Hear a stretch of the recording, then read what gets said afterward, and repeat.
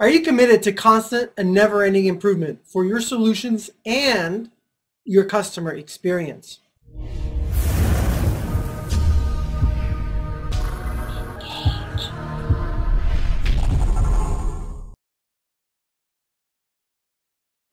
Hi everyone, this is Ray Stendel, publisher of Customer Engagement Magazine and the author of the Customer Engagement Manifesto.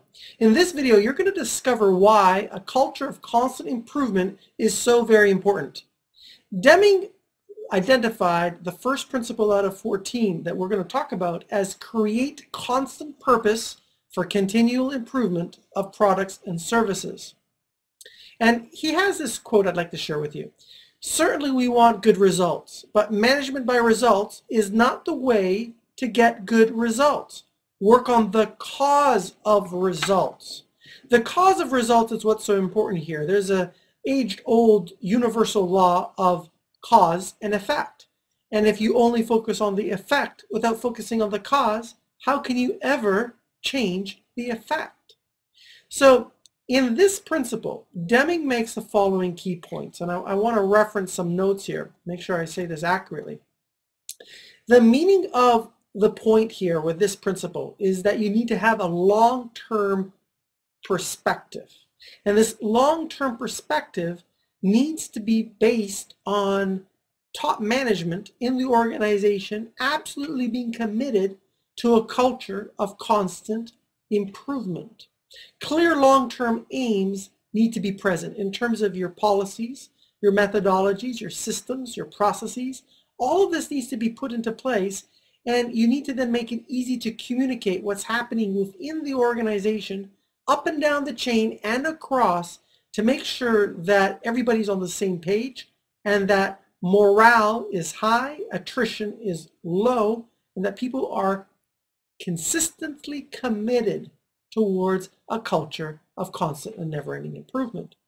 So now when we take this into consideration, how does this relate to customer engagement and what we talk about within the magazine, the manifesto, and our variety of our reports? Well, first of all, having a commitment to a great customer experience or a quality customer experience, which I'm going to be talking about in a couple minutes, is very important. And again, applying the quality principle to the way in which we interact with our customers to not only collect requirements, but to be able to understand them, to deliver the message that they need to hear to resonate with the solution that we have, to be able to interact with them and build a relationship through the sales process, and to be able to serve them and make sure the value is transferred. This quality experience needs to be present. And without having a culture that is committed to it, you become complacent, and ultimately the customer is no longer the center of all of your business decisions. And you know what that means? You end up being mediocre. You end up being average. And who wants to be average? There is nothing special about being average. There is nothing motivating and inspiring that is associated with being mediocre. And customers don't want to work with mediocre brands. They want to work with great brands, brands that are inspiring, motivating, and instructive to help them solve their problems and meet their needs. So relative to this point, I want you to first make a commitment to yourself. Because if you can't make a commitment to yourself, the rest of what we're talking about is just like a bunch of baloney. Make a commitment to yourself to drive a culture of constant, never-ending improvement, not only in the development of your solutions, but in the way in which you interact with customers through every single touch point. That's absolutely critical, because as you do this, you're ultimately going to have an offer in the marketplace where the quality and the engagement fit together like a hand in a glove. And that's how you differentiate yourself in the marketplace. So as always, please comment and share this message. It's a good one, and throughout this training program, you're going to get a lot out of what we have to offer. And I hope that you can use these videos in conversation with your colleagues and be able to put together ideas and strategies that can help. So step number one is committing towards constant and never-ending improvement. And stay tuned, because in our next video, we're going to talk about adopting the new philosophy for economic stability. And I bet you're curious, what is that new philosophy? So you're going to see that in video 2. Thanks so much. This is Ray Stendel, wishing you the best.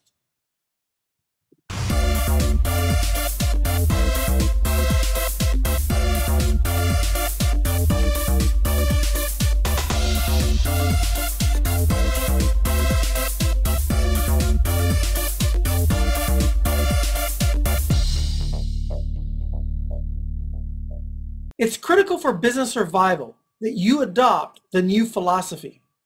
Want to know what that philosophy is? Stay tuned.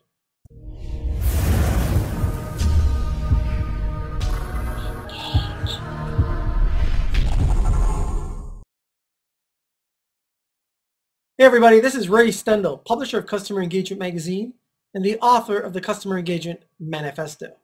In this video, you're going to discover why solution innovation and a customer-driven philosophy is so critical. By the way, that's the new philosophy you need to adapt for true economic stability. Deming once said, and I quote, "Innovation comes from the producer, not from the customer." I want you to think a little bit about that, and let's use an example to drive it home. When we think about real innovation, taking a leap in our development, doing things differently, thinking out of the box. One of the companies that comes to mind, and I know is often cited, but what can I say? They do a great job, is Apple. So one of the things that I love about Apple is that they are constantly creating new categories of solutions. Let's take the iPad as an example. The iPad's a great device, and it was created because Apple was able to pull together and integrate ideas across a marketplace that were perhaps not communicated to them in a very clear language that resulted in an iPad, but was probably vague, and they used their ingenuity to come up with the iPad. Well, innovation isn't just about innovating products and services and adding more features and functions. It's about innovating how you do business, innovating the way in which you educate your marketplace, innovating the way you interact with customers and build relationships, innovating the way you solve problems to minimize the amount of time and effort customers need to spend with you on the phone to solve a problem. So innovation is important. And if we don't have innovation across all of these facets, a company is just not going to survive. And if we fail to recognize the importance of quality versus quantity, companies are not going to survive. Because, as I did say in an earlier video, quality is subjective, but a certain base level of quality must be present. And by and large, if there's ever a battle between quantity and quality, quality usually wins. So now let's take these ideas, further expand them a little bit from a customer engagement standpoint. The philosophy that I've been talking about is around innovation, innovating the way we do things, but it's also very much based on authenticity and transparency. Gone are the days of thinking about how you can outsmart, outmanipulate partners and customers for short-term wins and profits. It's just not going to last. It's not built to last that way. People want to do business with people that resonate with their values and their beliefs. Customers have a lot of choice in terms of where they're going to spend their money. So again, it comes back to looking at who's going to offer them a memorable customer experience that is aligned with who they are as customers and as people. Now, there's something I have to tell you that is plaguing our society, and it's overdone pragmatism, ultra-pragmatism as I call it. Hey, don't get me wrong. There are deadlines to meet, short-term deadlines, weekly, monthly, quarterly. I understand that. And there are certain things that are urgent versus important. But very much in our society, the pragmatic view is overshadowing the conceptual and the strategic view. And what does that mean? It means that we have such tunnel vision in how we do things, and we don't take time to look to the left, to look to the right, and understand where we are inside of a bigger picture. And unless you understand the bigger picture, it's pretty hard for you to fit into that bigger picture and do so in a way that's profitable. Now, if you hear what I'm saying, you're like, what exactly is Ray talking about? Well, That's where I talk about all of this stuff in the manifesto, because we operate within a bigger macroeconomic environment. And as I've said, things are changing at a macroeconomic view, and it will have very clear and specific consequences for business owners that do not embrace a new customer engagement economy. So when we think about how customers engage with companies, do you know what it's like, or can you resonate with the frustration you feel when you call the phone company and you go through a automated phone system, press 1 for this, press 2 for this, oh, rerouting, oh, they dropped your call. Do you think customers can really stand for that moving forward? Innovative companies are looking at how they can leverage technology, but to bring the human side back into the equation. As more and more technology is being used, there is an innate need for more of a human approach to interacting with one another. And now what once was very old, humans talking to humans without a whole lot of mess in between, is now innovative. Isn't that interesting? So what I want you to take from this is this innovation as one aspect of the new philosophy that Deming talked about. My extension of that in terms of how are you innovating the way in which you market, sell, and support your solutions. And then looking at how can I bring a little bit more authenticity, a little bit more transparency in the way I communicate and interact with my customers so that they really feel, underscore the word feel, that I am a trusted advisor to help them. That's your action item. That's the call to action I have for you. Every video has a call to action. That's the one right now. I want you to ask yourself also, how does your customer define quality? How do your systems ensure you deliver quality to the marketplace? Remember, many times it's a system issue, not a human issue. And how does your marketing process add value? How does your sales process differentiate you? How easy is it to get post-product support from your organization? I hope this video served you. That's my goal with making these videos. I hope you enjoyed it. Please comment and share, and let's get this message out there. It's a message that needs to be heard. Thanks so much. This is Ray Stendel.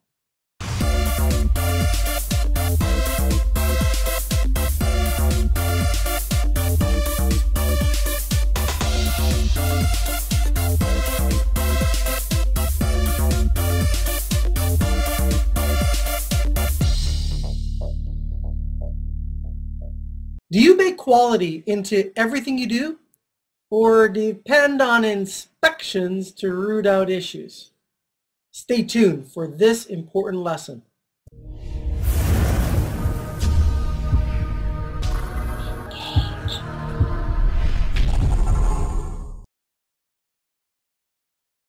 Hey everybody, this is Ray Stendel, publisher of Customer Engagement Magazine and the author of the Customer Engagement Manifesto. In this video, we're going to discover some of the important things you need to know about as it relates to approaching quality and building quality into everything that you do. Deming once said that quality is everyone's responsibility.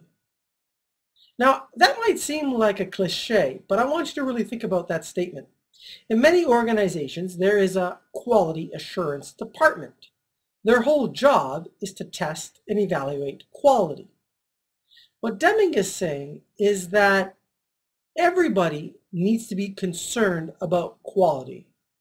And if there happens to be an organization that is focused on testing, that's great, but everybody is in charge of delivering a quality deliverable.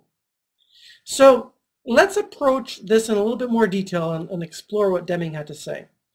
He had to say that product and process quality needs to be built into the design stage when you are developing a new solution.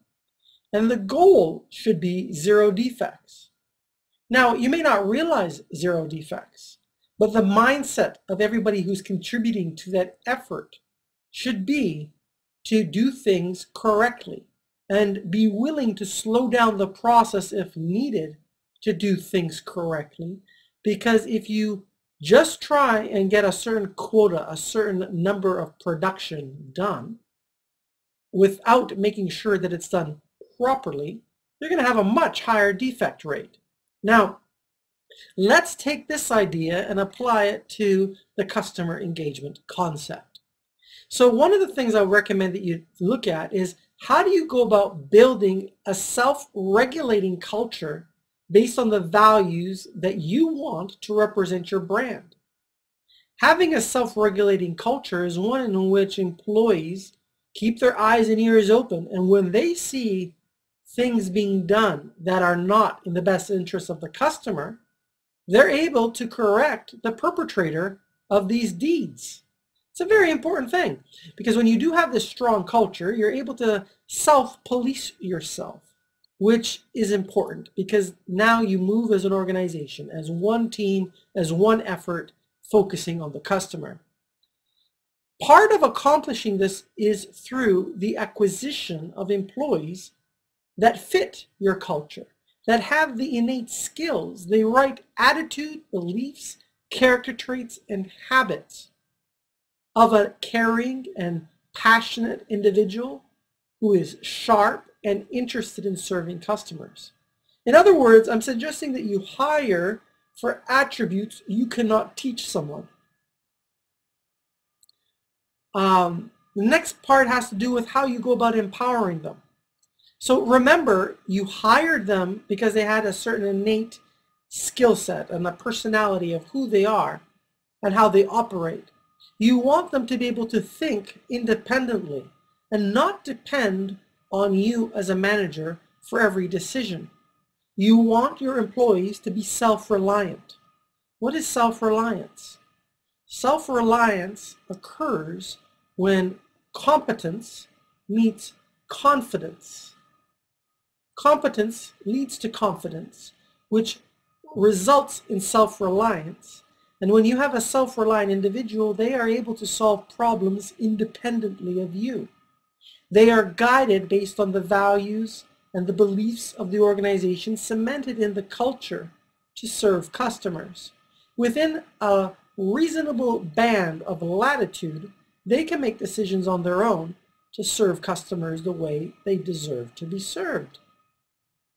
So some of you might be saying, okay, this sounds really basic. It's not basic. How many companies have you been to which have that level of autonomy, that level of empowerment, where people come to work every day excited and engaged to participate and fulfill their role in serving customers? It's a relatively small number of companies that have figured out how to do this. And that's why this material we're covering is so vitally important to you. As part of this idea of quality, again, I have to come back to the other aspects of a business, because Deming did spend a lot of time on the product development piece of the equation. But marketing, sales, support, quality needs to be built into that. What does that mean? It means that when you go about creating a video like I'm doing for you right now, you take the time and the effort to study, organize the ideas in a logical flow that is easy to understand, so you, my customer, can benefit. When you create documents to explain how your products work, white papers, data sheets, blog posts, all of these things require a certain level of expertise, professionalism, and quality. You just don't want to slap something together because it is so obvious that it has been slapped together, and you will not get any respect in the marketplace. You will actually be disrespected.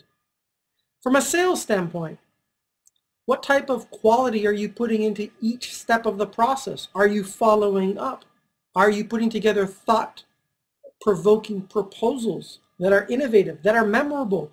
Or are you using canned proposals, standard off-the-shelf responses?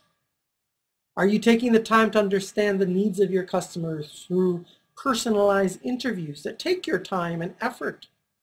Or are you generalizing? See, that's what I mean about adding quality back into the system beyond purely the product development piece. So what's the call to action for you? Remember, every video has a job to do, and this is no different. I want you to break down each of the following processes in your company to assess quality. Okay? So here's what I want you to write down. Talent selection process. Write that down. How do you go about doing it? What's your process? Training. We're going to talk about that in a future video. What kind of training you provide? Your marketing process, end to end, starting with somebody who has no idea that you exist, all the way through to outputting a highly qualified lead that goes into your sales process. Your sales process. Document your sales process. I can't tell you how many people I talk to that are not able to document their sales process and the success ratios between each step, as well as your support process. Ask yourself how you're measuring success. First of all, what is success to you? How are you measuring it? What's your plan to improve it? And what's your plan specifically in the next quarter, next 6 months, and next 12 months? So I hope you found this video useful. I hope it motivated and inspired you to better your business and better yourself. If it did, please comment, please share, help me spread the message. I need your help to do this. There's a lot of work in this industry needed to change the way we treat customers. And I'm depending on you to help me spread the word. So till next time, have an awesome day and stay tuned for our next video because we're going to talk about ending the practice of awarding business on price tag alone, especially when we're dealing with supplier relationships. So I'll see you in the next video. This is Ray Stendel.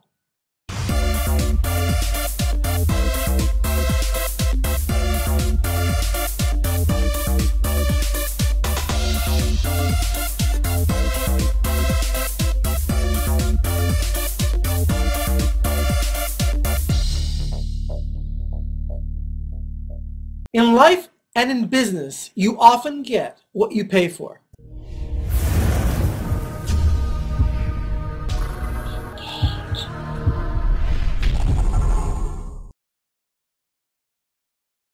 Hey everybody, this is Ray Stendel, publisher of Customer Engagement Magazine and the author of the Customer Engagement Manifesto. In this video, you'll discover why it is so very important for you not to buy and sell on price alone. Here's a quote from our friend Deming. Profit in business comes from repeat customers, customers that boast about your project or service, and that bring friends with them. Fully allocated costs may well show that the profit in a transaction with a customer that comes back voluntarily may be 10 times the profit realized from a customer that responds to advertising and other persuasion. So in this phrase or quote, Deming is making the point that profit comes from repeat customers. Repeat customers come from quality experiences. Quality experiences and quality product comes from buying high quality materials, using quality machinery, quality processes to build quality products. If you try and extract unfair deals from your suppliers or find low-cost suppliers, you have to realize that sooner or later you're going to get what you deserve, and what you deserve is higher than these types of deals. When we think about the idea of price and selling based on price, my good friend Don Hudson, he has a course called Sell Value, Not Price. And I love that course, and he goes into great detail on this because the idea here, ladies and gentlemen, is to sell high quality products and services that meet the requirements of your customers as they define quality, and then sell based on the value you deliver. The use value you provide should always outweigh the cash value they provide to you. That's what makes them happy and will return. If they feel that the use value you provided is less than the value they paid, will they return? I don't think so. So let's take a look at one of Mr. Deming's points from this principle. The use of higher priced, higher quality parts will reduce the overall cost through less problems, less firefighting, less distraction, and smoother production. We can also extend this idea as we continue on looking at it from a customer engagement standpoint to realize that if we try and chip corners in the way in which we market ourselves, let's say based on using low-cost providers to get cheaper business cards, for example, cheaper data sheets, we don't use a high quality video editor, what do you think the result is? You will look very disheveled, for lack of a better word.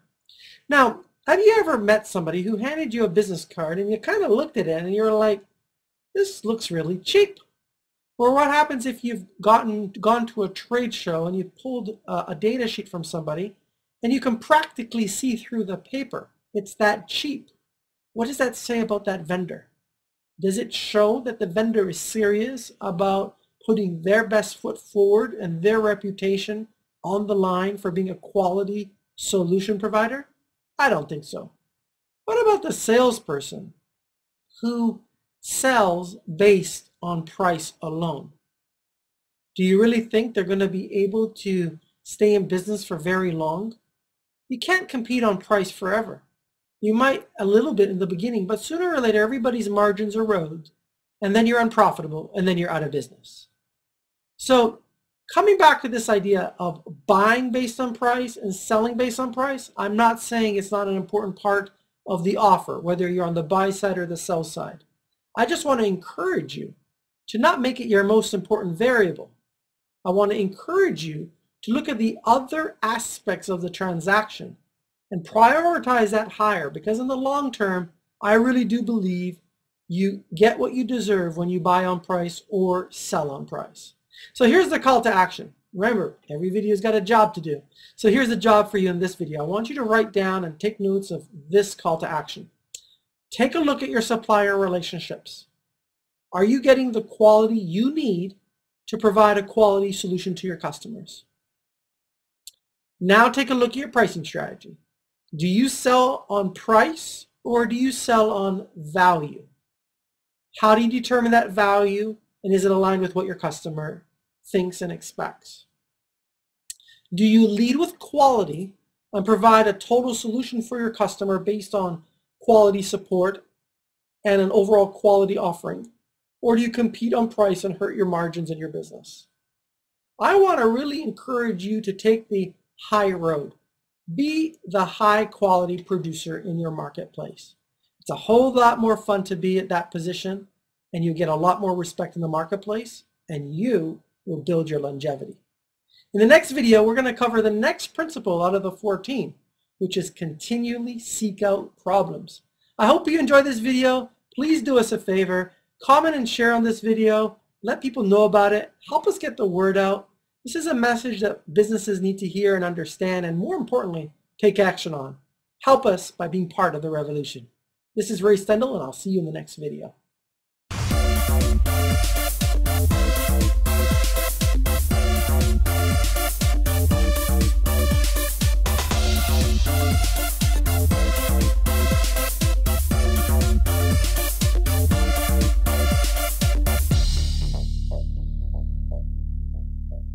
We cannot solve our problems with the same thinking we used to create them.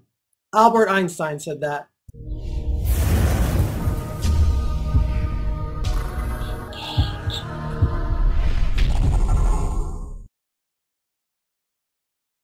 Hey everybody, this is Ray Stendel, publisher of Customer Engagement Magazine and the author of the Customer Engagement Manifesto. In this video, we're going to talk about the importance of continuously seeking out to solve problems, being self-reliant individuals at the core, and being part of a culture that rewards solving problems. Deming once said, if you don't know how to ask the right question, you discover nothing. I think there's a lot of truth to that statement. So when Deming talked about this idea of continuously seeking out to solve problems, he was basically saying that it should be the C-suite or the executive suite's top priority to strive to constantly seek out and solve problems across the business, but particularly as it relates to improving quality and decreasing costs. They also saw this as being important as terms of being able to transfer this to employees. We're up and down the line, cross-functionally, cross-geography, employees are keeping their eyes and ears open to look for and solve problems. Having employees be passionate about rooting out problems and celebrating that they find problems because they know the law of cause and effect. First, we must find the problem before we have any chance at all in solving the problem. And this leads to much greater amounts of prevention of problems because everybody is consciously aware of looking around. So how can we apply this idea to the customer engagement concept? Well, problem identification and resolution needs to be done from the customer's standpoint wherever possible. We have to look at how the customer interacts with a company, how a customer interacts with a brand, how a customer interacts with a company's employees, and take a look at the various critical flow paths or journey paths to identify where friction occurs so that it can be streamlined. Feedback needs to be continuously captured through various mechanisms called listening posts, such as secret shoppers, calling support, walking the path of a customer to capture feedback, listening to what's happening on social media, paying attention to review sites, listening, engaging, acting. These are the words that come to mind when I think about employees and companies that will be successful moving forward. All of this feedback needs to be aggregated and organized in a system so that it can be queried, so that it can be used to actually do something. If all you do is listen, capture, and do nothing, customers will sooner or later realize that you're all talk and no action. So customer journey mapping is important. We've talked about this in other videos. And customer experience transaction monitoring is important. What does that mean? It means that when a customer completes a business transaction and hands over their money or credit to purchase a solution, we need to capture feedback right then and there while the ideas and the emotions are running hot, whether they are happy, unhappy, or neutral. We have to capture it at that moment in time because that's the highest possibility or chance that we have to capture that feedback, as well as other key performance indicators. I mean, there's tools that I'm sure you have heard of before from watching some of our other trainings, such as the NPS score, but Net Promoter Score. You can look that up on Google. But there's other indicators as well that relate to the customer's experience that can be very telling. For example, looking at customer wait times as an example, number of calls it takes to resolve a problem, refund rates. All of these factors are very, very important. So what's the job of this video? What's the call to action? What do I want you to do to get into gear, move forward, and get a result? As a result of listening to this video, you're investing your time in this program. So here's the question for you. How do you plan to root out and identify problems within your production process? So whatever it is that you do, if you're in a service sector, if you're a real estate agent, you're a mortgage broker, start thinking about, okay, what's my production process? How do I actually do what I do that I get paid for? How can I start rooting out problems in this way? If you produce furniture, or you are in a call center, or you produce high-end networking gear, ask yourself, what's the process that I go through to provide the value that I do? How do I go about rooting out problems? How do I categorize them? How do I organize them? How do I prioritize them? And how am I going to move forward and take action on solving them? How am I going to get my employees to celebrate the fact that they are finding problems that we can solve? You know, a few years ago, as I was a product manager in a software development operation, we used to have these bug parties. Now, bug parties are basically where the whole company, all day long, for a major release, goes and finds bugs. That's all we do. And we would celebrate finding bugs. The bigger the bug, the better. Because it's so much better to find a bug in your software than to have to be on the telephone with a customer who explains the bug to you. And I want to recommend that you do that in your own organization. So what are you going to do differently over the next 90 days? I mean, it's really easy to listen to me talk and take a few notes here, but what are you going to do moving forward as a result of listening to this idea and going back to your systems and your processes to make a difference? So that's what I want to leave you with. And I'd like to also just ask you, please comment and share on this video. Help us get the word out.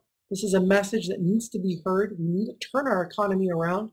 We need to capture the greatness that we once had as an economy, as a society, and be more productive. Help me get the message out there.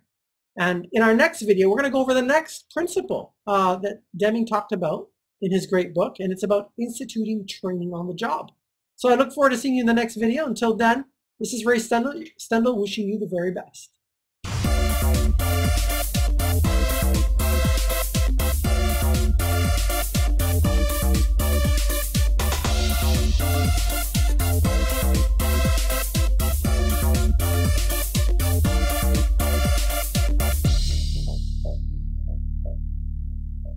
Learning is not compulsory, but neither is survival. Deming said that.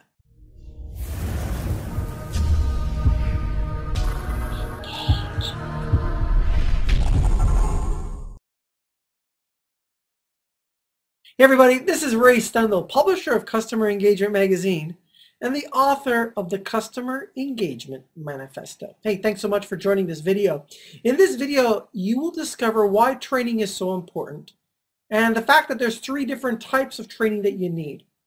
You know, I probably am talking to the converted. You're watching this training video, so you probably already know that training is important. Let's talk a little bit about what Deming had to say on the subject based on this principle. So one of the things he talked about was that modern training methods help all employees do a better job while helping them fulfill their own self-actualization. So I want you to pause and think a little bit about that. I'm going to actually repeat it. It's really good. Modern training methods help all employees do a better job while helping them fulfill their own self-actualization. So what Deming is saying here is that the process of self-actualization, the process of growing, developing, unfolding, and reaching your highest potential as an individual is important to smart companies. And they know that if they can provide training to you along your passion, your talent, your skill set, what you're really interested in, that helps the company and at the same time helps to increase your level of self-actualization, they will have a motivated and passionate employee who is ready to implement what they have learned. So that's really important. Training also helps ensure consistency of output through the use of common approaches. Makes pretty much good standard sense. Knowledge of the system and the theory of optimization can only be achieved through effective hands-on training. So what we're saying here is that if you are producing various widgets in a factory, you have to have hands-on training not only of the practical component, but also the theory of how these machines operate so that you can do the best job possible in making whatever it is that you're making. And once you understand how things work and how things don't work, then you can keep your eyes and ears open to identify how things can be improved. It's also important from an employee standpoint to have some knowledge of psychology, being able to communicate effectively with others and read people, especially their body language, is very, very important. As well as being able to know how to ask the right and intelligent questions. The quality of the questions always dictates the quality of the answers. So these ideas really come all from Deming. Now what we want to do is we want to now shift over and take a look at how do we apply a lot of what I've just said is very applicable in the customer engagement world, and break down the different types of training that I want to encourage you to implement in your company. Okay, you ready to go? Hope you have your pen and paper ready. So the first one is job-specific training. And as you can imagine, job-specific training is all about making sure that the inputs and outputs are very clear, that the role definitions are very clear, and the expectations with an employee are clear, as well as the methodology, the systems, and the process that's going to be used to get the desired result based on the task at hand, and how that task fits into bigger projects and overall timelines. But once that's done, you have to give the employee enough latitude to make intelligent decisions on their own. This is where the empowerment comes in. It comes from trust. You do all that you can to hire the best. You do all that you can to train them. But you have to empower them and trust them and push them out of the nest, so to speak, to make their own decisions so that they can fly independently and be self-reliant. One of the key words I want you to remember from everything we're talking about in these videos is the term self-reliant. Strive to be a self-reliant individual and help your employees become self-reliant. That's what this society badly needs right now. So now another key component from a customer engagement standpoint is that happy humans, human beings, employees, must perceive progress in their career to maintain engagement. So let's read that. If an employee does not feel that they are perceiving that they are making progress and growing, doing something significant, they're not going to be happy. If they're not happy, they're not engaged. If they're not engaged and not empowered, they will not engage and empower customers. So it's very important in your organization to work with your people, to chart out and understand their passions and help them go up the progression curve to realize their potential through career planning. It's not just a buzzword, guys. You got to do that with your employees. Otherwise, people will stagnate. And when they stagnate, they check out. And when they check out, it's terrible. So we also now need the second type of training. I promised you 3. Here's the second one. Culture training. Culture training is so important. You can't expect somebody joining your company to just miraculously find out and figure out how everybody's supposed to behave and just be able to be absorbed into that culture.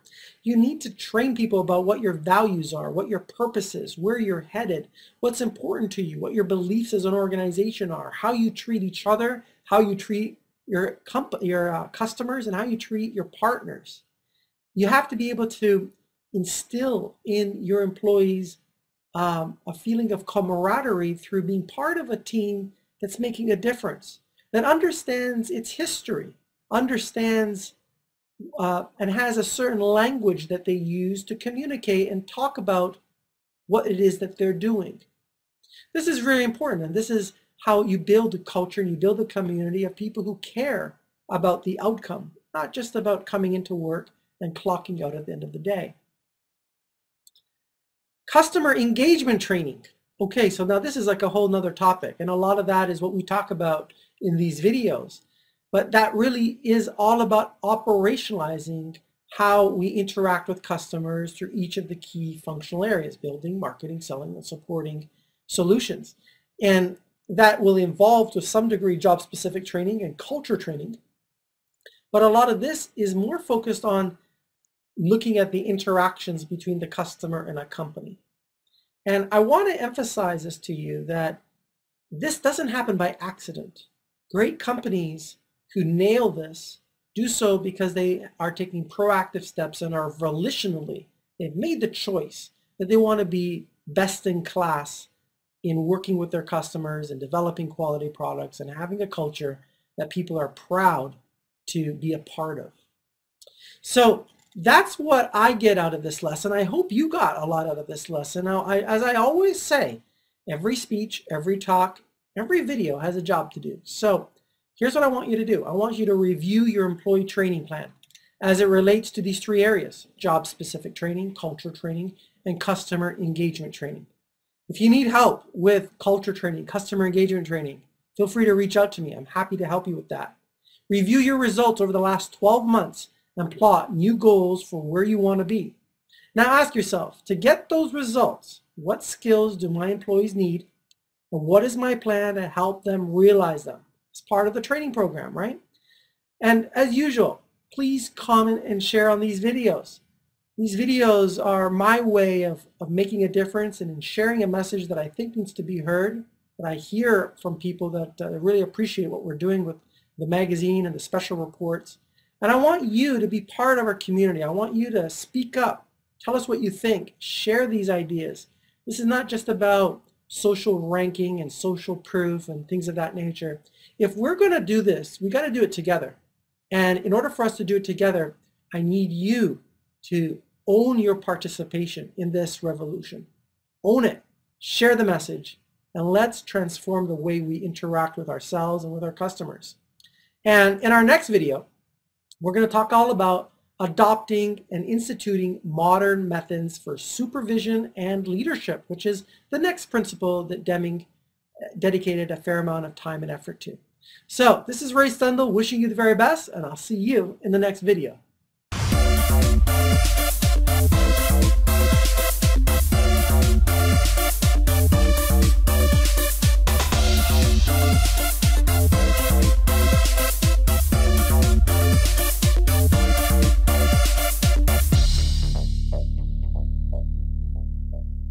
Leaders inspire, motivate, train, and trust employees to realize the vision they have set.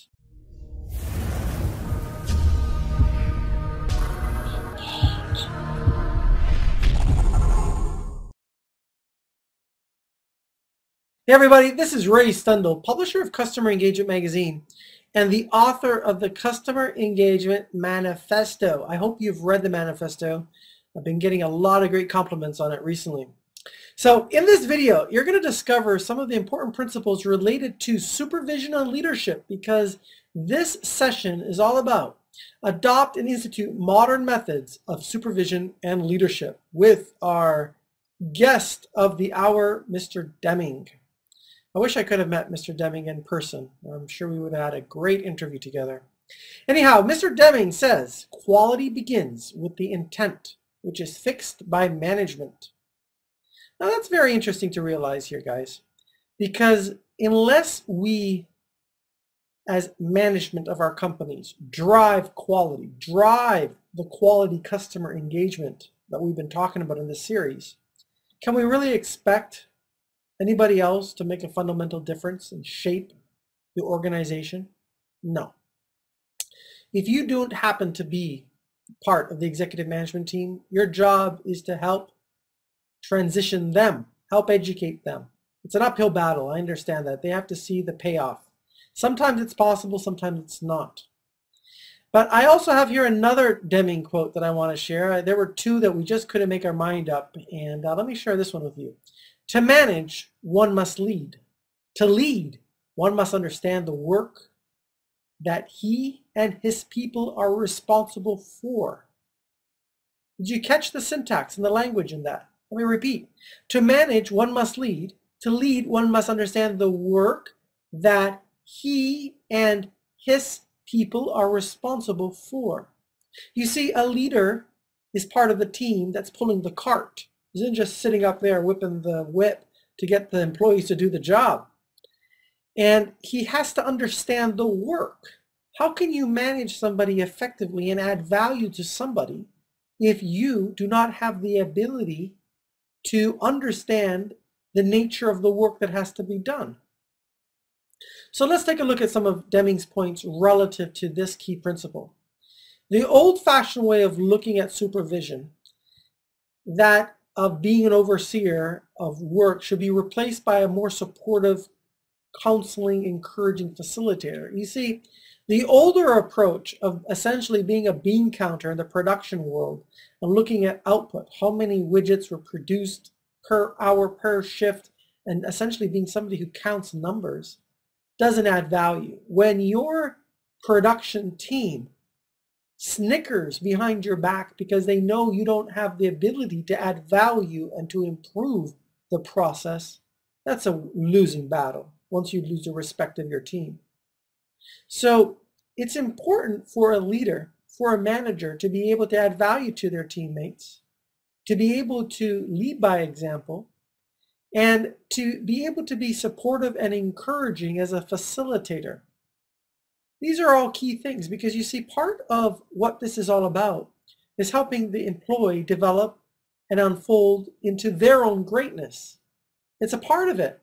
I know it might sound a little wishy-washy, but honestly, if you don't have engaged employees who are benefiting themselves at a personal level, how can you really expect that they're bringing their best game to your operation?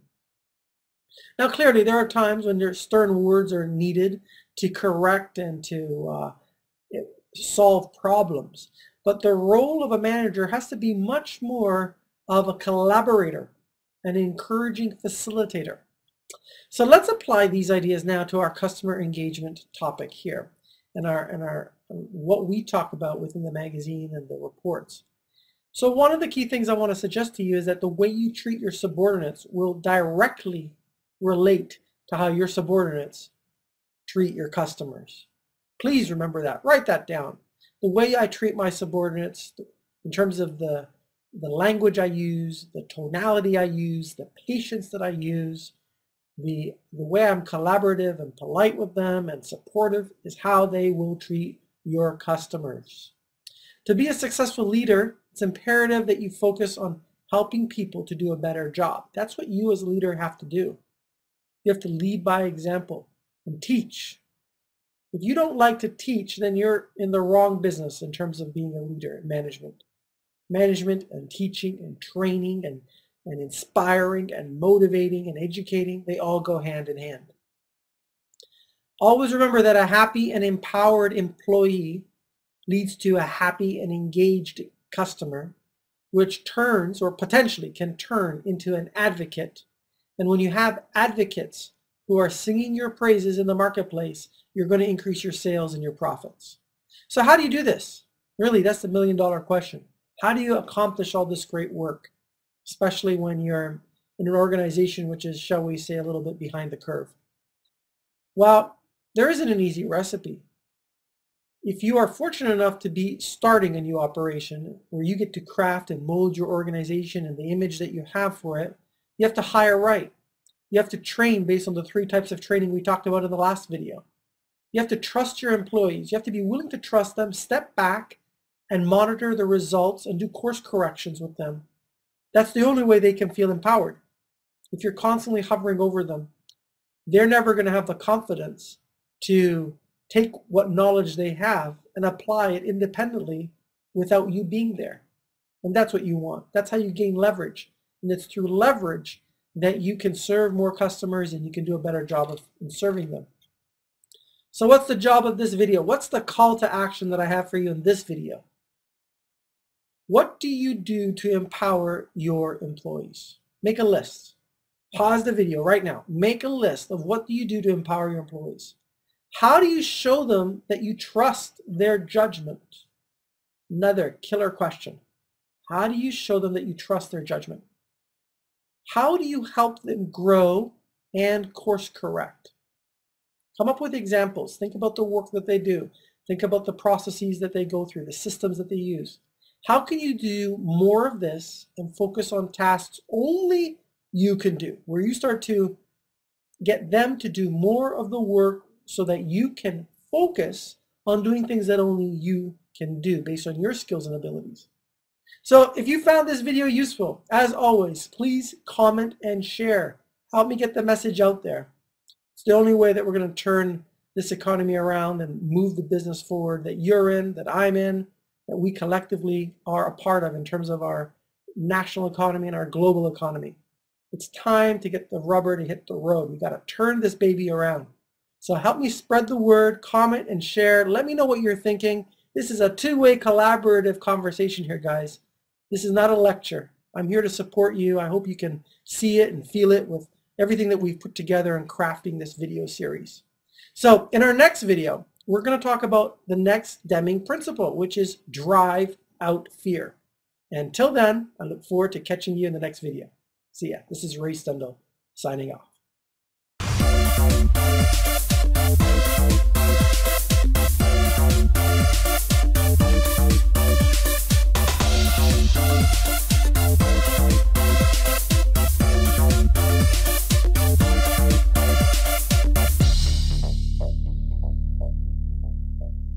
Fear in an organization kills initiative.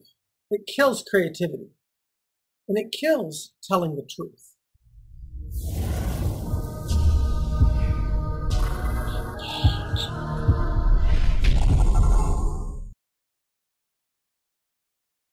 Hey everybody, this is Ray Stundle, publisher of Customer Engagement Magazine and the author of the Customer Engagement Manifesto. So happy that you're with us to talk about an important subject, the subject of driving out fear in your organization.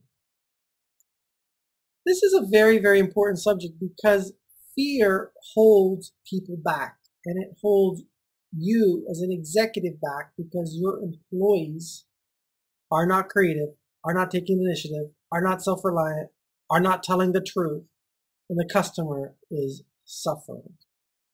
So in this video, you're going to discover why you must do everything in your power to uproot the feelings of fear wherever they may be in your organization and allow the greatness in your organization to flow through your employees towards your customers. It must be an internal desire, a burning desire to uproot fear. This means that if you are a corporate executive and have multiple layers of management under you, you have to make sure that they understand that fear in an organization due to politics is unacceptable. Easier said than done. I understand that. But let's take a look at what Deming had to say on the subject, and then we'll take a look at it from a customer engagement standpoint. So Deming said here, and I quote, "Whenever there is fear, you will get wrong figures." Interesting. So if somebody is in fear for losing their job, which is the typical fear that we're talking about, or being reprimanded in some way, they're going to twist information, present information in a way that does not make the situation look as bad. True or true? I would say true. So if that is true, and you're not getting the full picture, how can you as an executive make an informed decision to move the business forward? You can't. Because you are making an assumption that you are always getting 100% the truth. And that's a dangerous assumption if fear is present. You're going to get the wrong figures. You're going to get the wrong information. You're not going to get the whole story. So Deming went on to explore this topic, and he basically says here that fear within a workforce is really the antithesis of the new management philosophy. Fear leads to insecurity within a workforce, and generally it causes employees to be very disgruntled. And this is an enormous cause of waste of time, all the rumors that take place as people converge at the water cooler or the lunch table or going for walks around the building to stretch their legs. Meanwhile, they're talking about the rumors. They're talking about rumors that are spreading fear. So this enormous waste of time, not to mention the fact that even when they're not talking to other people, they're thinking about what could go wrong, causes them to waste their time, waste their creative energy, and causes them to produce poor quality work product. And they're not spending time on productive activities. The new management style requires open two-way communication. And there needs to be a lot of listening across the workforce, between management and the workforce needs to be confident that they can openly communicate to any level of management that they want to. Now, many organizations say, we have an open door policy. And if you're in a large enough organization with 5, 6, 7 different levels, they may say, the executive might say, if you have anything to talk about, please come and talk to me. But there's a little hidden, dirty little secret in some organizations.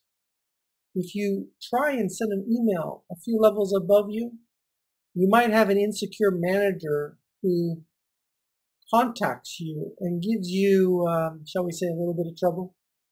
So one thing is for people to say, I have an open door policy. But there's another thing for the management between the lowest level employee and the highest level of employee to fully respect the ability for the employees to communicate openly and honestly, to share what's on their mind, and be able to bring issues to the surface. Progressive organizations understand this, and they stamp out this feeling, this insecurity in an organization. They stamp out this fear because they know it is not conducive to the highest quality product and the highest quality customer engagement. There needs to be a clear joint management partnership between workers and management, and that is across the whole organization. So now let's take a look at the same subject now from more of a customer engagement standpoint. I believe that when fear is present, empowerment has left the building. And if empowerment has left the building, what do we have? We have employees who act like robots. They do what they say when they're told to do it in unified order. They do not take chances. They do not stand up on their 2 feet and use their brain to think about solving problems that can make a difference to internal customers and external customers. Without empowerment present, you won't have employees fully applying their skills, their abilities, and their talents, and this is going to lead to quality problems.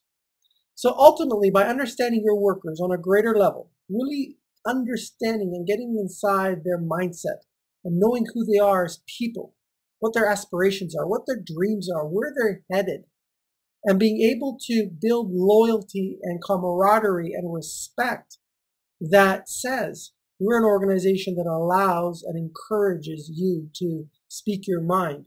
And if you have a new way of running a marketing program or a campaign, let's hear about it. Let's talk about it. Let's evaluate what we can do. If you have a new way to help the sales force with new sales tools, let's take a look at it. Let's see what we can do and actually mean it.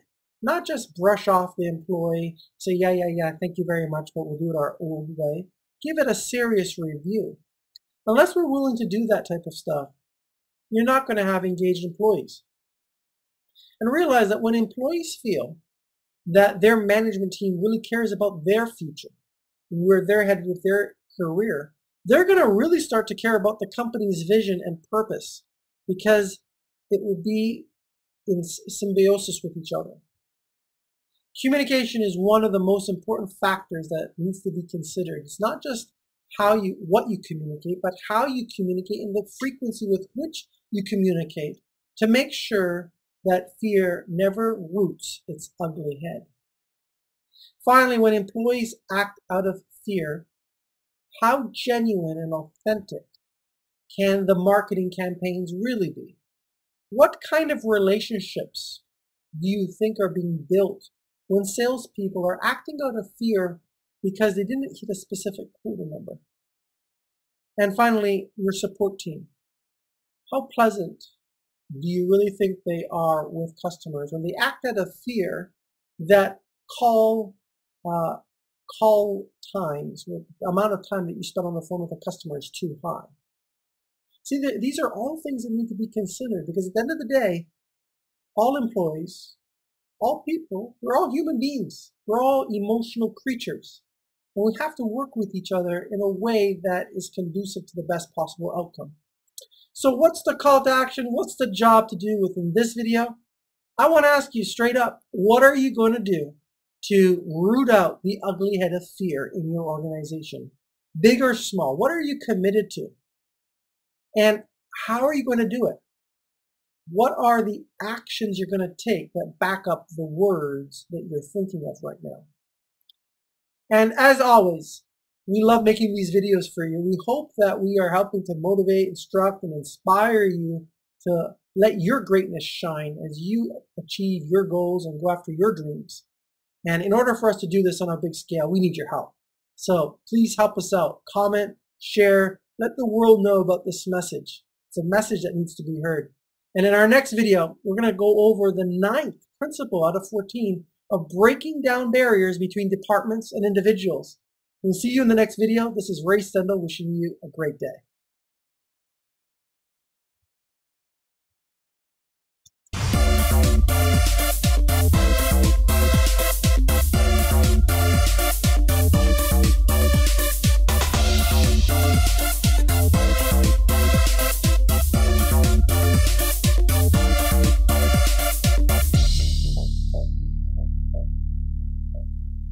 Organizational barriers waste time and money.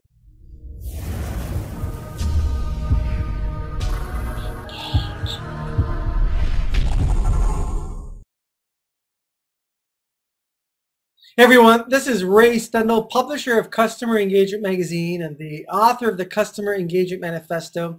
I hope you have come across both of these publications. There's a lot of great information contained in them, and I think it could really help you out a lot.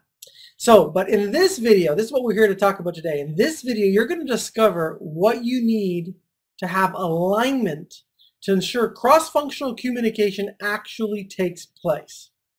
Because in this video, what we're doing is we're breaking down the principles that Deming talked about in his famous book. And this one is about breaking down barriers between departments and individuals. So let's begin with a quote from Mr. Deming. Hard work and best efforts will not by themselves dig us out of the pit. You see, you can have a whole bunch of individuals in different groups working really hard, doing what it is that they do. But if they're not communicating and connecting like a team, you have a whole bunch of these stovepipes and no real interaction. How can the customer be taken care of effectively? That's my question. So let's take a look at Deming's main point on this principle. The key here is teamwork, cross-functional teamwork, so that the whole job can be done the first time, every time, and done correctly. Now, I know that sounds pretty reasonable. I mean, after all, when was the last time you heard that teamwork is bad? But it kind of makes you wonder, why are many organizations still so stovepipey and not willing to effectively communicate and listen and work together? Just makes me wonder in this day and age. And I have my own thoughts on that. I think a lot of that has to do with internal politics and bureaucracy and so on and so forth. But let's take a look at this subject now from a customer engagement standpoint. So from a customer engagement standpoint, we need to make sure that we're really clear as an organization on what the outcomes are that we want for our customer. At the end of the day, they're the ones that judge if we accomplished the goal, met expectations, or didn't meet expectations. So step number one is, let's understand the goal and the outcomes from the customer standpoint.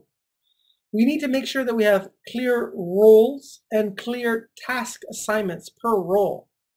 Many times we have organizations where the role is not very well defined, the tasks are not very well defined, and there's a whole lot of ambiguity as it relates to the interfaces between the different departments in order to get work done. Different systems, different processes, different people, of course, different personalities, different agendas. But really, as far as what we can directly impact is making sure everybody knows what it is that they are hired to do and what the best practices are to do it, what the systems and processes are. And then also, what are the integration points in terms of making sure we have integration between the different department groups? What are the inputs and outputs of the different departments? How are all of these deliverables organized? In my days as a software product manager, one of the things that we did a pretty good job of is having regular cross-functional meetings where the product manager, in this case me, would talk to each person in the conference room and make sure that we were on target with what it is that we needed to do for that week's deliverables. I want to recommend that you increase the amount of conversations that take place, increase that frequency of short, highly effective cross-functional meetings, and take copious notes. Taking notes is vital. It's critical. The person who takes the effective meeting minutes is the one which is going to have the biggest impact, especially if you are the meeting organizer, for the outcomes that take place after the meeting. It's after all the agreements have been made. I want to suggest to you that you build a self-reliant, action-oriented culture that is really focused on identifying and solving problems. I know we've been saying this over and over again, but it's important that you realize this, because if you don't do that, you're going to waste a whole lot of money, time, and energy as things go up and down the corporate ladder between this group and that group. You're going to be frustrated. You're going to go home at night. You're going to pull out your hair. You're going to say, why am I working for this organization when I can't get simple things done because people are not interacting in an engaged manner, like an orchestra, finely tuned, connected together. So what is the call to action? If you are somebody who is building a company, I really want you to take into consideration what I've shared with you here to make sure that when you bring your team together, you do so in a very effective way and that you have the systems in place to keep track of the tasks that individuals are doing, that you have the ability to collaborate against each of those tasks. There's many collaboration tools on the market, and that's going to be very important for you to keep the conversation alive outside of the meeting where different teammates can collaborate on various issues. One tool that you might want to check out is Red Booth. It's a tool that is great for small, medium-sized businesses. But there's other collaboration tools that are out there. So what are you going to do to encourage communication and collaboration across your teams? That's my first question. What systems, processes, checks and balances do you have to make sure this stovepipe mentality does not set in? And really, this is a great opportunity for a customer experience manager in the organization to cut across these stovepipes and be the advocate for the customer, to make sure the customer is taken care of. That's really the main reason why customer engagement managers are put in place, is to cut across these stovepipes. So I hope you found this video motivating and interesting, instructive, and is helping you get to where you want to be. There's a lot of great content that we've covered so far. We're not over yet. I want to encourage you to stick with us. We still have a few more principles to go through. I know this is a lot of content. It's kind of like drinking from the fire hose, but I just have so much to share, and I've been studying Deming for the last few weeks so that I could produce these videos for you. So I hope you're getting a lot out of them. And if you are, please help us out. We need to get this message out there to as many companies as we can. Please comment and share. We need to change the way we do things if we're going to take the economy back and make it much more productive than it has been, at least up until recently. So in the next video, what we're going to do is go over the 10th principle that Deming talked about in his great book, and talk about eliminating the use of slogans, posters, and exhortations. You're going to love this video, so stay tuned, and I'll see you in the next one. This is Ray Stendel signing off.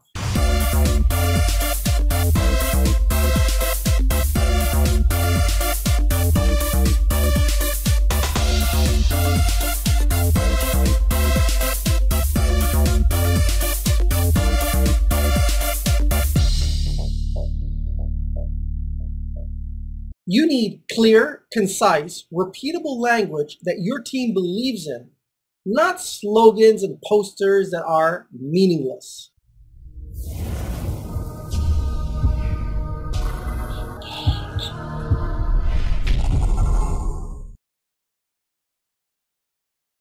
Hey everybody, this is Ray Stendel, publisher of Customer Engagement Magazine and the author of the Customer Engagement Manifesto. In this video, you're going to discover a mistake that many companies make that you absolutely have to avoid. Deming once said that the result of long-term thinking is relationships are better, there's better quality, and lower overall cost. And as it relates to the subject that we're talking about today, his principle of eliminating the use of slogans, posters, and exhortations, that's what we're talking about today. And specifically, Deming mentioned in his great book that for the workforce, demanding zero defects and new levels of productivity without providing the methods to accomplish these goals is just a recipe for disaster.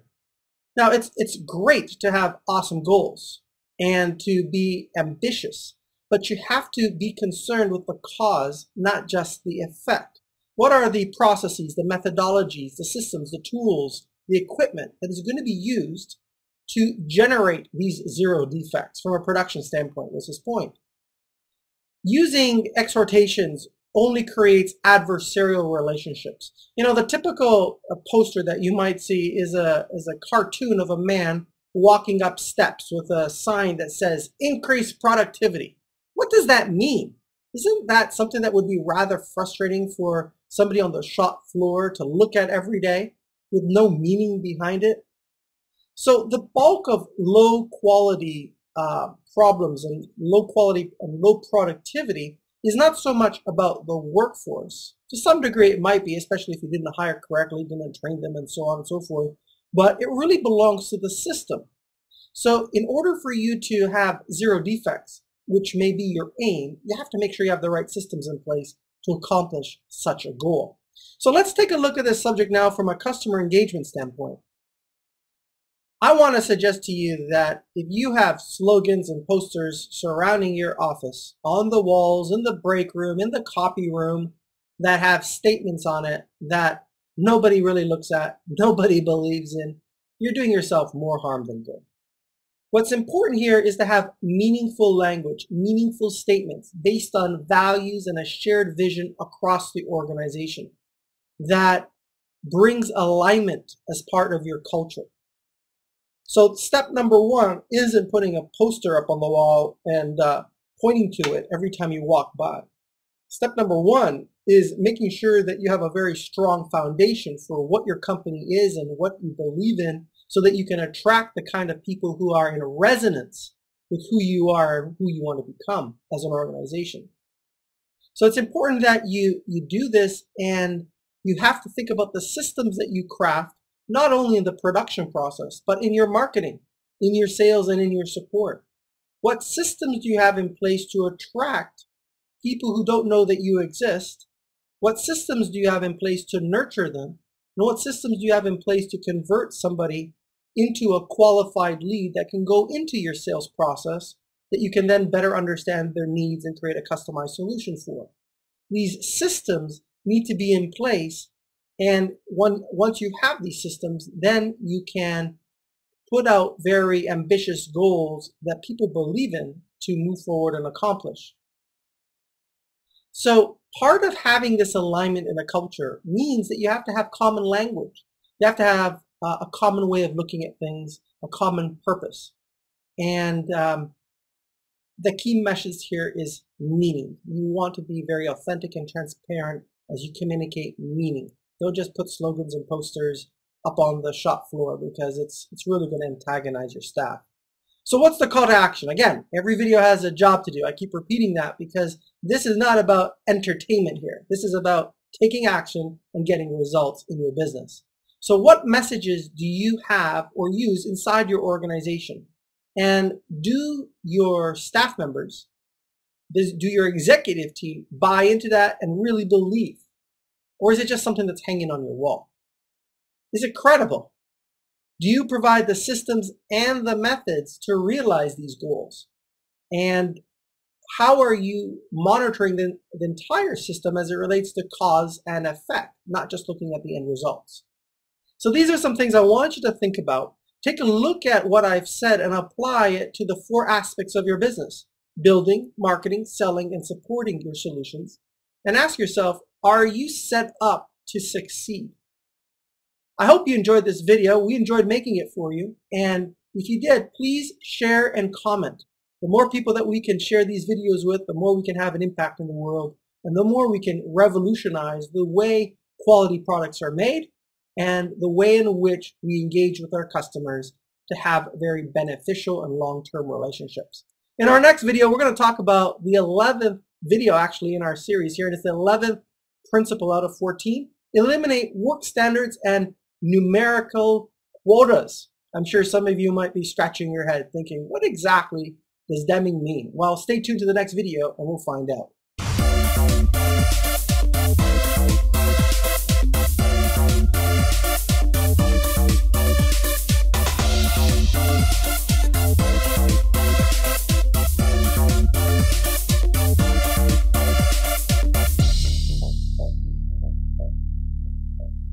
Don't work harder, work smarter.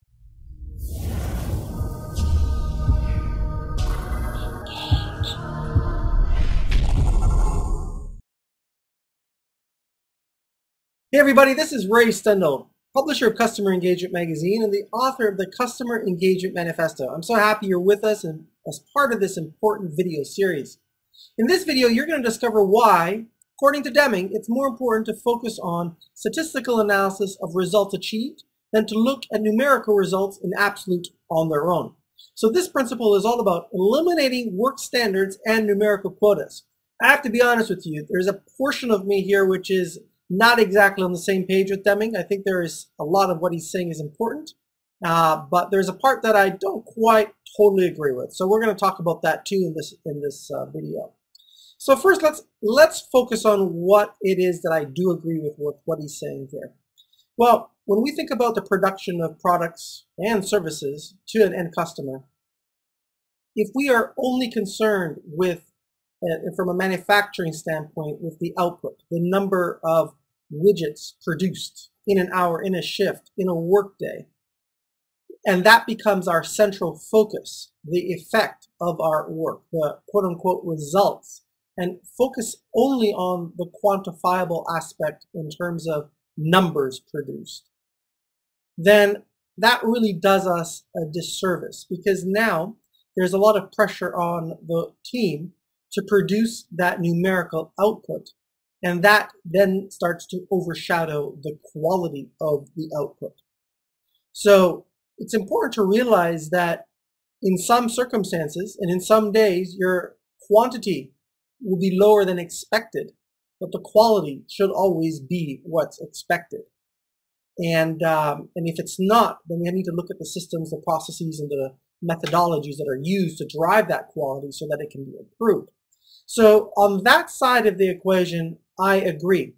I also agree that if you reach a certain goal in something like quality, and that's the focus, then you start to coast. And you're like, okay, we hit our quality number. We can now just like rest on our morals and be complacent and not get any better. The truth of the matter is that there are companies that refuse to be complacent. Every day and every way, they keep focusing on getting better and better and better. So it's not so much about reaching a goal. It's about the never-ending process of the journey to get closer and closer to it. And that part I really want to drive for you, that you cannot get complacent in the production, the marketing, the sales, and the support of our solutions in the marketplace. There's always a better way to educate a customer from a marketing standpoint. There's always more compelling content that we can create. There's always a better way that we can refine the way we engage with people as part of our sales process. And there's always new and better ways in which we can create tools for our customers to make the support and the value transfer easier to understand, and potentially even avoid having a call being made into the company. Now, keep in mind, I use the word avoid in a positive sense. If somebody wants to talk to you and is your customer, by all means, welcome the opportunity to talk to your customer. But many times, we are in a self-service sense in a world where people want to solve problems on their own as customers, and if they don't have to make a phone call, that is what they want, and that's what we should want for them. So from this perspective, completely on page with Deming, and I think all of these are important ideas, and there's definitely some clear action items we're going to talk about at the end of this video. Now, you might be asking me then, what is it that I'm not quite on the same page with Deming about? Well, let's read the principle again. Eliminate work standards and numerical quotas. Well, we've talked about the numerical quotas perspective.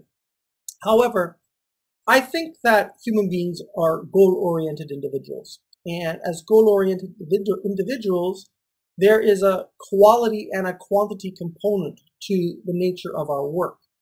So if we do not have any guidelines for our expectations for what it is that we are to accomplish on both the quality and the quantity, there can be a tendency then, if we take this concept too far, to focus 100% on the quality and have very little quantity. So what might that look like? Well, let's suppose we're in a marketing sphere and we're making videos that can help our customers better understand what we do and help educate them. If we put all our effort into creating just one video that's 4 minutes long, that is amazing, has all this great post-production work in it, all this whiz-bangy type of stuff, and by definition of what we think our customer wants, what we know our customer wants, then we consider that a high quality video with great content. And that's it. Would that be sufficient? Or would it be sufficient to have an appropriate level of quality and produce 30 videos that approach the subject from a variety of different angles and give the customer what they need to make an informed buying decision? So that's an example of quality versus quantity. There always must be a base level of quality, and we must always strive to improve that quality, but we have to have, obviously, the appropriate quantity to make sense. Now, the part about eliminating work standards. Well, I don't know. From my perspective, I think that there are many work processes that we can point to and say, this is the right way of doing things, and this is the wrong way of doing things. Now, that doesn't mean that the right way of doing things cannot be enhanced. What it means is that there is a protocol of how we go about doing our work.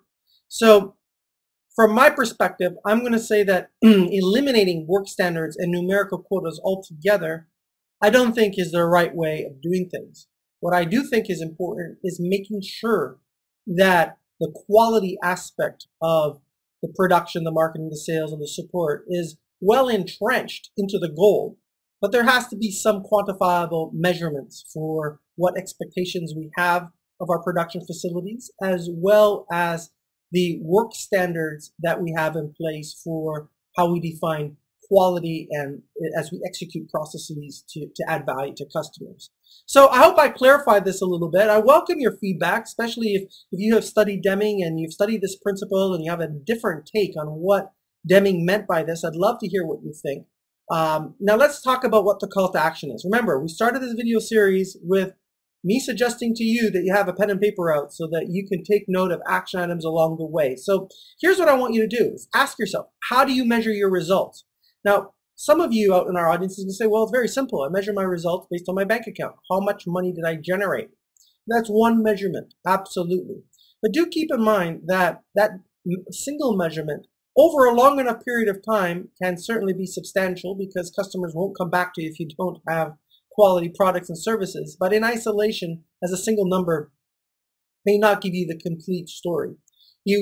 That is an effect of your causes, but you also need to understand and look at the causes that are driving those effects. So take a look at how do you measure your results?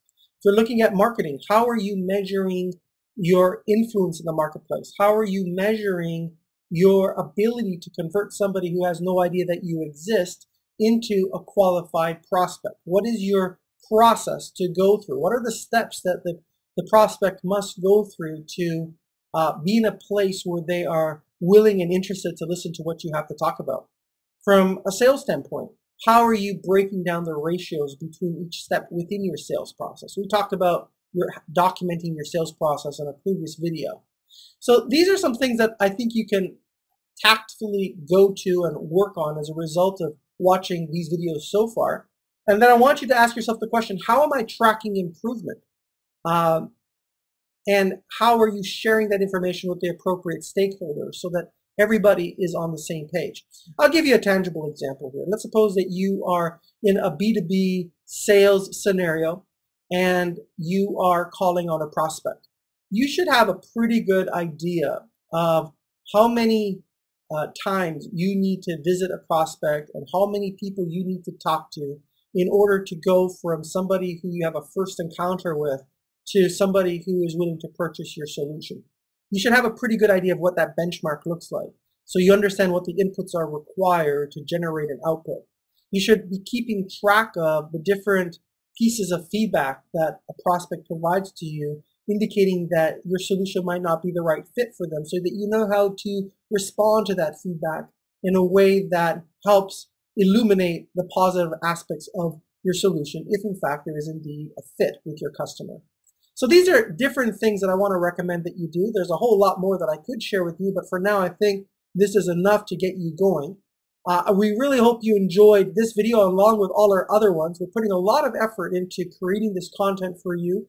A fair amount of research went into this process. We enjoy making these videos for you, and if you enjoyed watching it and learning something from them, please comment and share. Talk back to us. Make this a conversation, not a lecture, and do your best to share the message, because the more that we can get people in different organizations to hear this message and start to challenge the way they do business, the more we can really take hold of and owning the process of improving our businesses and the economy at large. So please comment and share. And in our next video, we're going to go over the 12th of the 14th principles, which is permit pride of workmanship. So I look forward to seeing you in the next video. And until then, this is Ray Stendel signing off.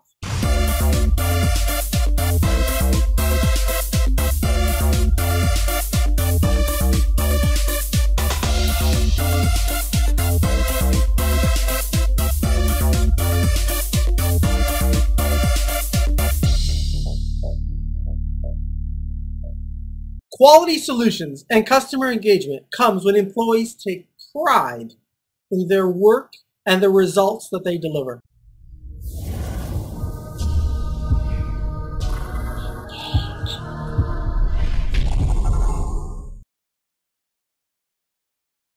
Hey everybody, this is Ray Stendel, publisher of Customer Engagement Magazine and the author of the Customer Engagement Manifesto. Thanks so much for being part of this video series with us. And in this video, you're going to discover why pride of workmanship is so important. Let's begin with a quote from Mr. Deming. All anyone asks for is a chance to work with pride. So as Deming approached this subject in his book, Out of the Crisis, he goes on to explain that there are many barriers to workmanship within an organization.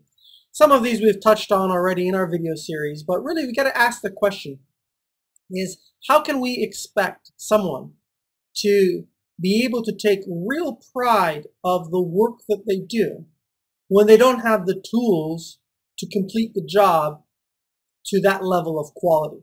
If they have really crummy raw materials to work with, they have poor tools, they have poor equipment, they have an unreasonable expectation for throughput that's being placed upon them by management in terms of the number of widgets per hour they need to create, how can that lead to pride of workmanship and really doing a great job for the company? It can't, can it? So how can a manager be proud of their work when they are forced to drive their workers to reach certain unrealistic goals with all the poor inputs that I talked about? So now you have the workers that don't have pride in their work. You have the management directly in front of them that sees that they are producing high defects. And all in all, the overall culture suffers. So now let's take this idea and let's look at it from the customer engagement standpoint. Because remember, this whole video series is about linking together the customer engagement concept as it relates to how we market, sell, and support our solutions with Deming's key and important ideas as it relates to creating high quality products from a manufacturing standpoint based on understanding customer requirements. So in everything that we do, we have to think about pride of workmanship. There are individuals responsible for creating various marketing materials, creating various knowledge-based marketing pieces, creating tools that can be used to support the sales process. And we have to make sure that there is pride of workmanship in everything that is being done. It's not just about creating a high quality product. We have to make sure that every touch point with a customer is a high quality experience. And in order to do that, need certain tools, certain software, certain methodologies, processes, materials are needed. It's just not going to happen by accident. Somebody needs to create these tools, needs to create it in a way that is of the highest quality. And in order for that to happen, they have to have the tools they need. Let me give you an example. Let's suppose that you're part of a big company and you want to create some videos like I'm doing here today. And let's suppose that this big company doesn't really provide you with much to work with. They don't even pay for a webcam. They just let you use the webcam that comes with a laptop. And most webcams that come with laptops, well, they're getting better. But at the same time, there's no professional microphones. There's nothing. What kind of quality can be created?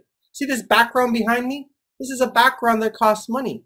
So if you want employees to create content and to help your customers, you have to provide the right equipment for them to be able to do so. And that takes a little bit of time, money, and energy. So here's the point. If you want to help your organization grow, you have to be concerned with pride of workmanship in all aspects of your organization. And here's the call to action. Every video has a job to do, as I keep saying. As a business leader, what are you doing to increase the pride of workmanship across all of your functional areas? Key question. Write that question down and take some time with your team to go over and answer that question in your next status review meeting with your team. And the next question here is, how much latitude do you give your employees to do a job well on their own? So how much room are you giving them? How much empowerment are you giving them? How much autonomy are you giving them? And then how do you go about recognizing great work when your employees do take the time to make sure there's pride in the workmanship of their end work product? for internal customers and external customers. So if you found this video interesting, if it helped give you some new ideas to think about how you can go about implementing higher levels of quality into your production process, but also into your customer engagement process, please comment, share. We really need to get this video out to as many people as we can so that we can change minds, change hearts, and change the way we produce great products and the way we engage with customers. So till next time, and I forgot to mention, the next video we're going to talk about, the 13th principle out of the 14, is Institute Education. So please stay with us. I have some more great content lined up for you, and we're also going to talk about the deadly sins and diseases that many companies have, and I want to help you make sure that you navigate through them so you don't end up getting infected with these diseases. All the best. This is Ray Stendel, and I'll see you in the next video.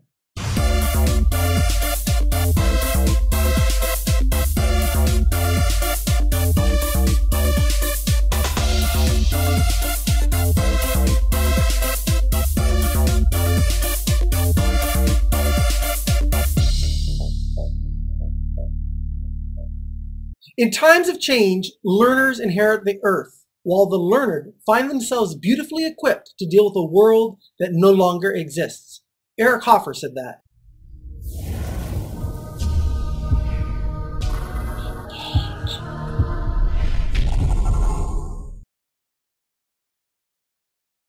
Hi everyone, this is Ray Stendel, publisher of Customer Engagement Magazine and the author of the Customer Engagement Manifesto. So happy you're here with us as we're making progress through this video series with our spotlight and focus on Edwards Deming. In this video, you're going to discover the importance of continuous education in search of real quality across a business. This principle of his, Institute Education, is absolutely key. So let's dive in and take a look at a quote that I love that Deming had to share in his book, Out of the Crisis. It's not necessary to change. Survival is not mandatory. See, in this world, one thing is certain. Aside from death and taxes, it's change. Change is around us each and every day, and we're either growing or we are dying. We're either adapting to change and developing, or we are being compromised and being lost in history, in the past. So Deming's point is this, that change is all around us, and unless we are constantly instituting education in everything that we do in terms of figuring out how we can get more efficient and effective in the production of solutions through more effective ways of gathering market requirements, unless we are becoming more sophisticated and learning best practices to connect with our audience from a marketing standpoint, to connect with our audience from a sales standpoint, and to find faster and easier ways to provide better support to ensure value transfer, we're being left behind. So we have to accept that change is around us. We have to accept that we cannot stand still.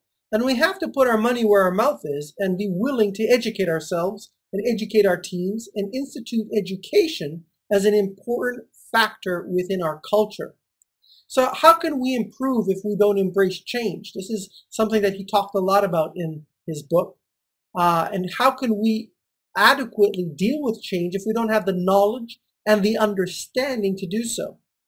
When we think about education, we can start first with theoretical level of knowledge and so forth. But theoretical levels of knowledge doesn't become understanding until we add an experiential component, where you get your hands dirty, so to speak, and really try and implement the theory that is in front of you. That practical component gives you the knowledge and understanding, the key piece being understanding. And that's how ultimately you're going to grow. Another key point that Deming had to share in this area had to do with the importance of elementary statistical methods throughout an organization. If you do not effectively monitor and measure your results, how can you effectively manage and ultimately predict how you are going to fare in the future as it relates to the quality that you offer relative to the defects that are being generated, as it relates to the extent to which your marketing message is resonating with your target audience, and ultimately the extent to which you're able to profitably sell your solutions in the marketplace. So understanding the fact that quality of engagement and quality solutions need to be monitored and measured from a statistical standpoint and tracked to understand if you're getting better, staying the same, or getting worse as you and your company deal with change is vitally important. All members of your company across the various functional areas need to be educated to learn the methods of being able to effectively track and report on the results that they are getting so that we can understand if improvement is in fact getting better. So when we think about this from a customer engagement standpoint, I think it's pretty straightforward, is that you need to make the investment in learning the various aspects of training: on-the-job training, culture training, customer engagement training across the 4 critical areas of building, marketing, selling, and supporting. So you got to take a look at your systems and your processes today and ask yourself, what is your organization doing to educate themselves on what works and what does not? And go across each of your functional areas. So if you're a marketing manager, take a look at your marketing organization and say, what are we doing really here to be on the leading edge of marketing? What new media are we doing? How are we formulating our message? How are we testing our message?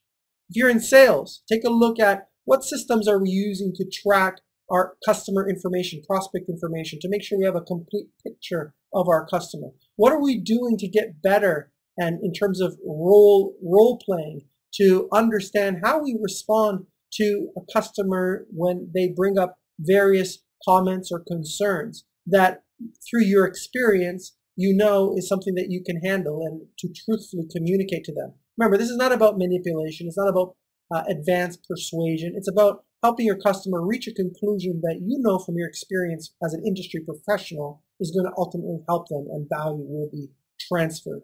So I'm asking you this question about how are you consistently educating yourself, your team?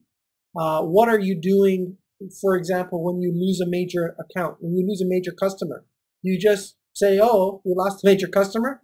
Or do you get down and dirty and start really looking at, okay, let's put a mind map together. Let's understand what went wrong here. How can we get better and track the issues to the cause? The more that you can do that, the more that you can categorize why you make the mistakes that you do, is the beginnings of having a shot of actually being able to improve it. I hope you found this video useful, as all of them were really working really hard for you here to create you some awesome content. Please comment and share. Help us get this message out to a wider audience. That would really be beneficial to us and to you, because we'll be able to create even more great videos for you. So now, here's what you can look forward to. In our next video, we're going to talk about the 14th of the 14 principles, top management commitment. Then we're going to flow into talking about the diseases that organizations, primarily in the West, are affected by. So stay tuned, and I'll see you in the next video.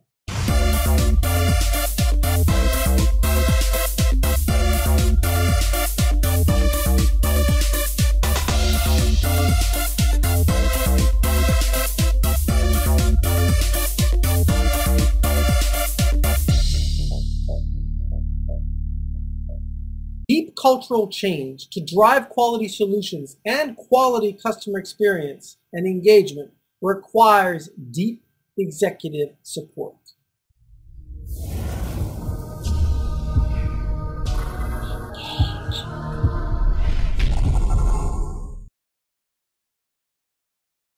Hey everybody, this is Ray Stendel, publisher of Customer Engagement Magazine and the author of the Customer Engagement Manifesto. Congratulations! You made it this far. This is the 14th principle that we have been studying with Deming. It's all about top management commitment. And in this video, you're going to discover how you can go about getting top management support to move your organization forward. And many of you have written into us and saying, you know what, I love the ideas that you're sharing, but how do I get my management on board? So let's begin with a quote from Mr. Deming. Certainly, we want good results, but management by results is not the way to get good results. Work on the causes of results. So one of the causes of results is having top management be on board with driving quality in the organization and effectively communicating with customers and building a strong culture. So let's take a look at some of his points that he shared in his book, Out of the Crisis. And he says here, it all begins and ends here with top management. It's true. Top management sets the tone. It sets the rules of engagement, what's acceptable and what's not, what will be tolerated, what will not. The attitudes, beliefs, character traits, and habits of top management are being watched very carefully by the employee base And in many cases, they will emulate what top management does. So it's really important to keep this consistent, to understand what the values are of the organization and to live up to those values. I'll give you a quick example. If one of the values is that we maintain a clean and enjoyable work environment, and a top manager goes out into the parking lot to go to his car and sees a can of Coke just sitting on the sidewalk there right where a customer would trip over it, if he doesn't pick up that can of Coke and put it in the garbage can, he is not living in alignment with the values of the organization. How could they ever expect an employee to do that? So just a simple example here. So this needs to propagate through the entire organization, and management needs to lead by example. When we think about this from a customer engagement standpoint, we have to realize that top management and executives are driven by a number of different factors. And one of the factors that they are driven by is making intelligent decisions that lead to profitable growth. So when we are looking at getting their support, we need to take a look at how can we expose them to issues in the organization on a first-hand basis and be able to draw a connection between what we see and how that results into bottom line impact in the organization, so that we can build support. We can build an angel within the top management ranks that can help us rally the resources and other top managers to get on board with solving the problem that needs to be solved. So one of the ways we can easily do this from a customer engagement, customer experience standpoint is making sure that we invite them to be part of the call center. We invite them to be on the retail floor and see exactly what it's like to be an employee engaging with a customer. We get them to see what it's like to fill a support ticket and be on the front lines of an employee trying to work with the existing systems and processes to get answers for the demanding customer who is being put on hold and is growing more and more frustrated by the minute. The more that we can expose management to these types of issues, the greater the chances are that we can improve the situation and smooth out that customer experience. We also need to invite top management to be part of experiencing our marketing materials, experiencing the sales tools that are available. They need to be involved and to sample what the customer is ultimately going to experience. Now, what are you going to do if some of your top managers, let's say that you're the CEO of the company, are not willing to participate? Well, you really have two choices, or three choices. One, accept it. Two, change it. And the third approach is to be serious about changing it. Many organizations will say, well, you know what? We do want to be customer driven. We do want to be employee centric. We do want our executives to know what it really feels like to be on the front lines, to be in the support center. But they never send anybody there to be part of it. Well, you watching this video right now, if you have a team of people, lead by example. Show them that this is important. Make active plans to rotate yourself and members of your team through all critical function points within an organization. It's not just enough for you to go out in the field and have high-level conversations with other executives and other companies.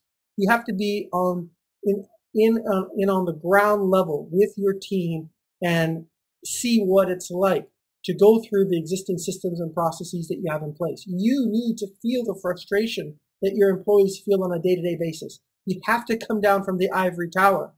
Now, what does that mean? It means not just coming down once in a while and shaking a few hands and saying, how are things doing, and holding a town hall meeting and capturing a little bit of feedback in email. That's not sufficient.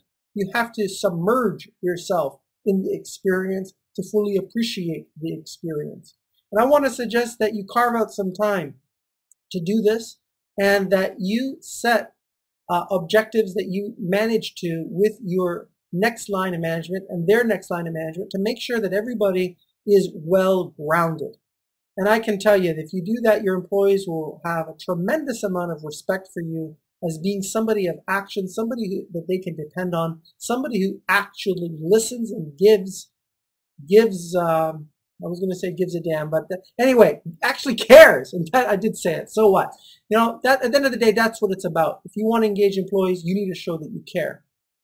And I just want you to take this to heart and put together a plan. This is your call to action.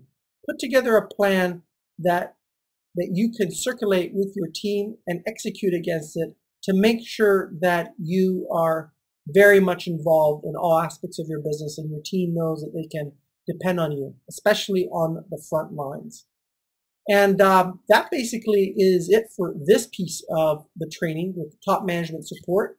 And if you're somebody who is looking at this saying, okay, I need more on how I'm going to get top management support on your projects, you got to put together a business plan. You got to show them the reason why they need to participate and throw resources behind your program versus another program that somebody else is pitching. In order for you to do that, you need to carefully analyze the motivation behind your target audience, understand what their hot buttons are, and put together a plan in place that will help them shine and help them help you. So hopefully you found that last tidbit useful. What we're going to do now is go over to the next video in our series. This is the deadly sins and diseases that most Western organizations face. As usual, I hope you found these videos useful. We're putting a lot of effort into this content for you, and we'd really appreciate it if you can share this message far and wide and use this as a way to facilitate having meetings with your team to say, okay, let's watch this video. Now let's go ahead and put in play what we just finished listening to and put some concrete plans together and execute, execute, execute.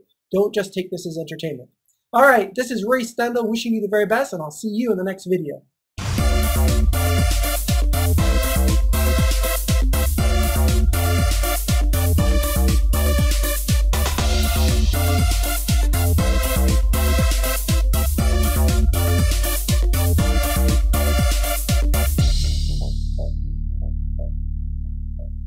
Quality solutions and quality customer engagement are two sides of the same coin.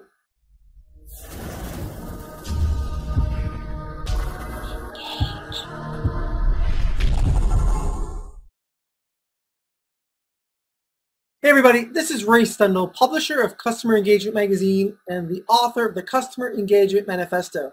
I really hope you have enjoyed the video series that we put together with our spotlight on Edwards Deming. I'd like to begin with two quotes from Mr. Deming and help wrap up this whole series for you so you can really take it to town and be able to implement some great things in your organization. So the quote starts like this: survival of the fittest. Who will survive? Companies that adopt constancy of purpose for quality, productivity, and service and go about it with intelligence and perseverance have a chance to survive. They must, of course, offer products and services that have a market. He then went on to say that no one can guess the future loss of business from a dissatisfied customer. The cost to replace a defective item on the production line is fairly easy to estimate, but the cost of a defective item that goes out to a customer defies measure. I hope you see that through this video series that we have been going through, the ideas associated with driving quality into our product solutions, our products and our services, through the right kind of quality culture, goes hand in hand with the quality of the customer engagement, the quality of the customer experience. It's what the customer sees through every touch point with an organization. Deming did an amazing amount of work and revolutionized quality throughout industry. What we need to do now, since quality has certainly come a great way from where it once was, is to obviously continue to invest in quality solutions, to build them for the marketplace. But we must transition and emphasize the quality of the customer experience. There's a great amount of work ahead of us. This is the beginning of a new customer engagement economy that we have to work together to make sure that we are driving quality at each point throughout the business process. We have to be looking at how do we cultivate self-reliance inside of an organizational culture. How do we do so to create a culture of problem solvers, people who identify, root out, and solve problems that lead to an amazing customer experience. This is how we're going to differentiate as a brand, how we're going to create advocates who keep coming back and bringing their friends. We've covered a lot in this video series. I'm sure you've taken a lot of notes going through all of these videos. If you've just stumbled across this video, please realize there is a mountain of content awaiting you, and it's all for free. Take a look at the content, view it with your teammates, share it, use it as a way to facilitate a great conversation in your business to change the conversation, to change the way you do business. If I can be of any help to you, or any of my colleagues can be of help to you as you embark upon this journey, please feel free to reach out to us. We're here to help you, guide you, mentor you along this pathway so that you can really fulfill your purpose and your potential as an individual and as an organization. This is Ray Stendel wishing you the very best, and thank you so much for being a part of the series and for sharing it with your friends, your colleagues, and your teammates. Thanks so much. This is Ray Stendel wishing you a great day.